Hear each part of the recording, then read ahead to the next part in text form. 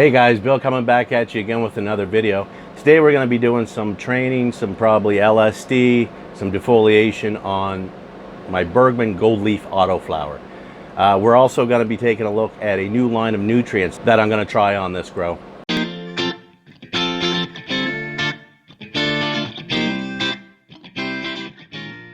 Okay guys, so this one's a little bit weird.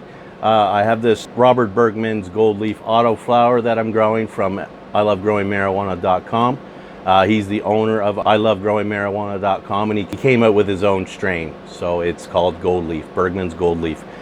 So I have the autoflower and I also have the photo period of the strain. So I have the autoflower growing here. She popped from the soil on February 20th. So that would put her today 7 weeks and 1 day, something like that. So 7 weeks. And she's just starting to put her hairs out now. Now that's kind of strange for an autoflower to go that long. It's not a super auto or anything like that, but I have had it happen before, so I'm not too concerned. I think my early miss autoflowers went around 7 weeks in veg, so they turned out to be huge plants too. So I'm not too worried about it. I'm kind of excited about it because the longer it is in veg, the bigger plant you're going to have for the most part. So let's take a look at her. Okay, so there she is. She's doing really well. She's a pretty good sized plant. So today what we're going to do is I've been putting off doing this because I wanted to do it with you guys. So what we're going to do today is we're going to pull down. We're going to do a little LST, not a whole lot. I want it small enough to be able to stay in my 2x4 tent along with a couple other plants. So I'm not going to bend it way down and get it really nice and wide, but we'll let it grow up a little bit taller. So anyway, we're going to be doing some work on this, taking a lot of these leaves off. But first off, I want to show you what I just started feeding her. I did feed her my regular nutrient mixture. Then I decided to switch over to this and see how this works. So this is Prescription Blend, plant food for medical gardens. So this is good for all your cannabis growing. It's specifically made for cannabis. Let's take a look here. So we have, there's the chart there that you go by. Very easy, simple chart for all stages. You got your initial growth, vegetative and flowering. So once you get to 2 weeks in veg, everything pretty much stays the same except for the big data, however you want to say that. I'm going to call it data. So yeah, besides that, everything else stays the same after 2 weeks in veg. So it's I have a lot of friends that are using this right now, very successful growers. There's Bill, there's Rudy Stocks, there's Mark and Marianne, there's a bunch of people that I look up to that use this, and they're doing great. So this stuff is good for hydroponic, cocoa, soilless, pretty much anything you can grow in, this will work. It's a 6-part solution. All measurements are in milliliters per gallon. Talks about flushing and autoflowers there. So what else we have here? So Prescription Blend formulations are built using organic, non-GMO plant extracts and minerals taken from biological and natural sources, supplemented with traditional components when needed. So they try to keep it as organic as possible from natural sources. Okay, so let's see what each one is. Core A and B provide your macro and micronutrients, so that's going to give you your NPK and your micronutrients, your manganese and your iron and all that other stuff. That's your main stuff right there, the core A and B.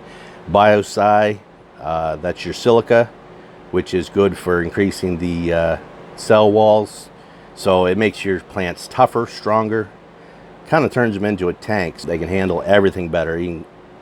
Even if you have environmental factors that you know, your environment's not perfect or goes out of whack for a bit, this is going to give it the strength to kind of get through that.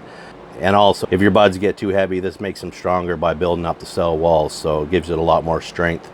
Okay, so then we have the big data.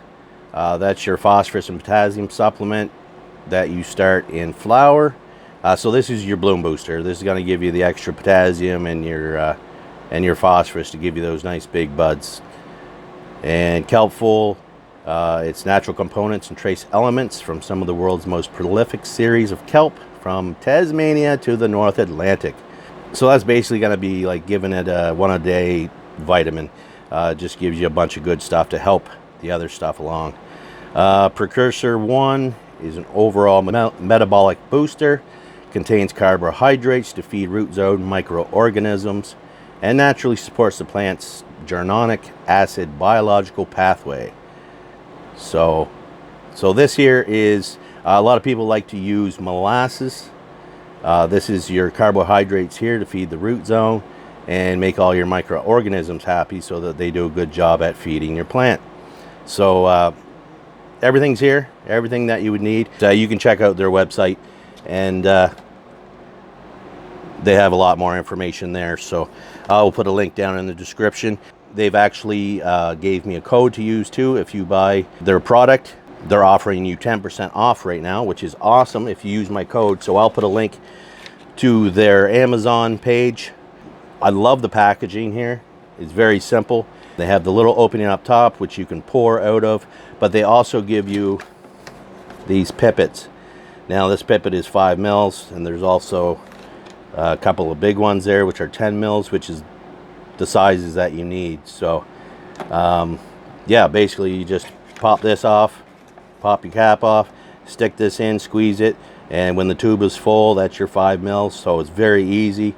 And then they do send you a few pippets. I just use one for everything, one for the 5 mil and then one for the 10 mil, and then I just kind of suck up some water from my mix and slosh around just to kind of clean it out before I go to the next one. But you can use a new pipet for each one.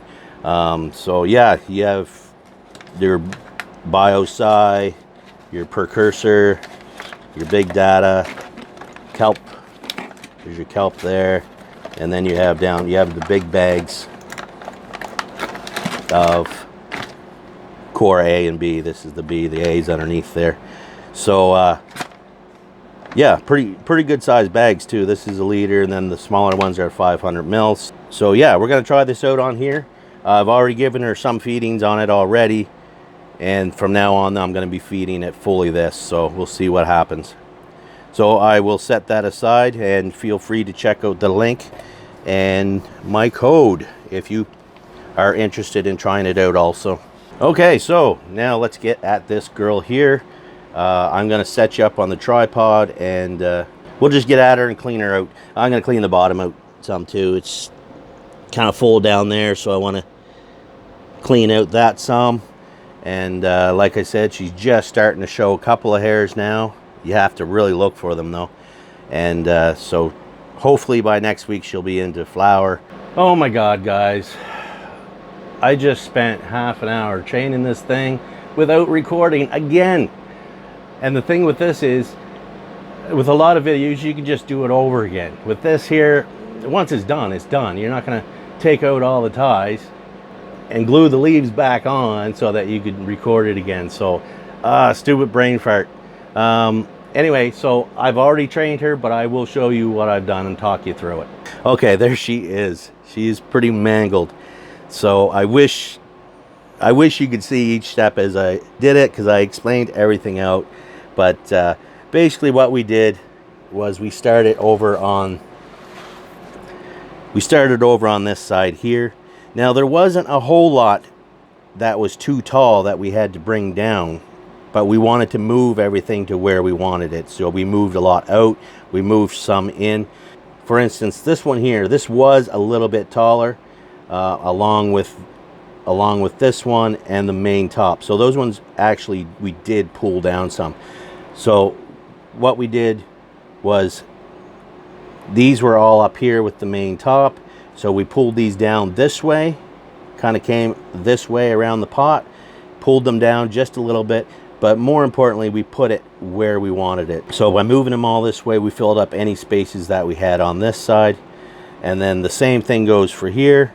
This one here, we didn't want it any shorter, so we only pulled it down just a hair, but we pulled it out. So this will come up here and fill this spot without being much shorter than it was to begin with.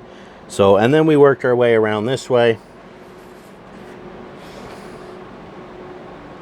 and basically with this stuff on this side, whereas the other side we went this way, this side we went this way. So basically we just wanted to fill everything in down this way to give the main top a little bit more room to be able to play with. So we basically did the same thing over here, pulled everything to where we wanted it, didn't tie it down to be shorter, but tied it to the areas we wanted to fill in. So that's what we did there. And then when it came to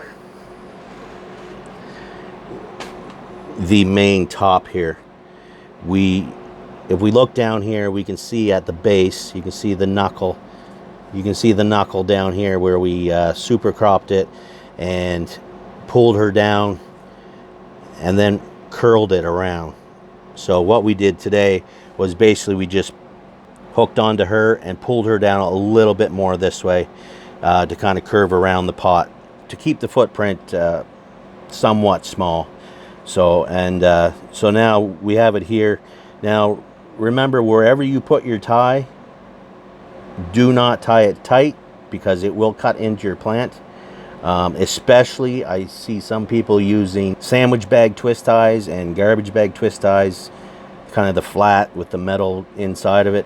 Be very careful with those. Those are really sharp. I've actually cut myself on those before, so if it'll cut through my skin, imagine what it's going to do to that to the outside membrane of that plant. It's just going to slice right through it. So be very careful with that. But even with these, it can grow as this stem grows. If that's tight, which this one isn't, and we can see there's lots of play there, so that as it grows it'll kind of just spread out.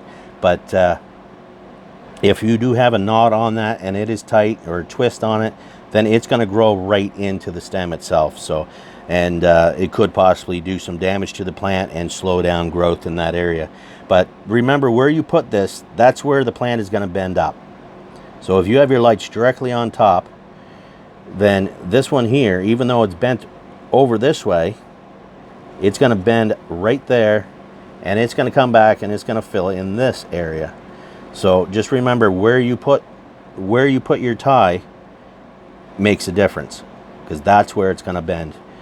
Because I could have bent the same thing up here to leave it in the same spot, but then it's going to bend up here, and it's going to stay, instead of back here where I want it, it's going to stay here. So it all depends on where you put your tie. Anyway, I did pull out some leaves, cleaned up the underneath there. Lollipop took a lot of sucker branches off of. I left a couple here in the center just for a few days, because I'm going to let this all come up to be where it's going to end up at, and then I'll decide what to do here in the middle. I did take a lot out, but I left some just to fill this area, and we'll decide which ones are going to stay, which ones are the strongest and healthiest, and we'll leave those ones and take the rest out. But I think that's it for now. I also took all the garden staples out that were holding it down to begin with. I don't know if you can see down there, but I got quite a hole dug from watering, and I find those garden staples, they're not bad at what they do. They keep the plant in place, but it's also hard to get the nose of your watering can in all the way around the plant, so it's really easy to dig holes. I took them all out and just stuck the pipe cleaners on it to hold it. Okay guys, so that's it for this one. We'll give that a couple of days, let everything pop up to where it's going to be, and then I'll probably just come back and figure out a few other things, move little things around here after 2 or 3 days, and leave her to go. And then we'll come back probably next week and take a look. So feel free to check out the new line of nutrients that I'm going to be using called Prescription Blend. You can get it on Amazon.com. I don't think they ship to Canada yet, but you can check out their webpage. I'll put a link to the webpage. I'll also put a link to their Amazon where you actually buy it, and I'll put my code down there. If you add my code to your purchase, you will get 10% off, which was really nice of them to do. Okay, I hope everybody's staying safe out there and well, and not too bored if you're one of the ones that are off work. Hang in there, we'll get through this. I think we're going to get through it a lot sooner than most people are scared of, but anyway, we'll see what happens. Stay safe, stay well, like, share, subscribe, and we'll see you on the next one. Happy growing, guys.